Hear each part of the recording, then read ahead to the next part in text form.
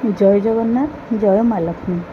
श्रीमंदिर विषय कहवाकू गले से तो अनेक कथा से सब को वर्णना करिवार वाक्य आम पाखे कहीं। एबे चतुर्थमूर्तिंकर नवदिन यात्रा चली। महाप्रभु रथरे बसी तांको जन्मवेदी गुंडीचा मंदिर को यात्रा करिसेंती। रथरू ओह्लाई आड़प मंडप को विजे करिसेंती। मंडप तो केते प्रकार अछि, किंतु आड़प मंडपर महात्म्य कौन?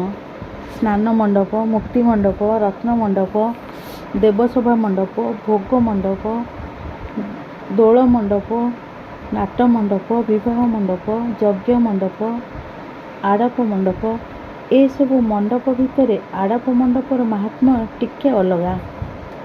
एही आड़प मंडप रत्न मंडप ठारू कौनसी गुण कम नुहे। एही आड़प मंडप को मध्य गुंडीचा मंडप कुहाଯାଏ। सहस्र अश्वमेध यज्ञ एही मंडपठारे होइतिला। एहाठारू पवित्र स्थान आउ कौन अछि?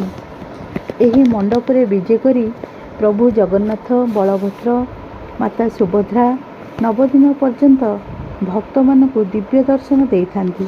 वर्ष सारा श्रीमंदिर रत्नसिंहासन दर्शन करी जेउ फल मिली थाए ताहा एही गुंडीचा मंदिर भितरे थरे मात्र दर्शन रे सेही फल मिले।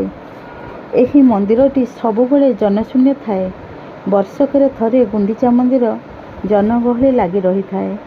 9 दिन पर्यंत एठी अबढ़ा मिले, कहीं ना प्रभु जेउठी भक्त मध्य सेठी।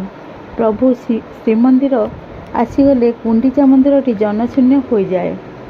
गुंडीचा मंदिर बा आड़प मंडप महाराणी गुंडीचांक नाम नामित करा जायछि।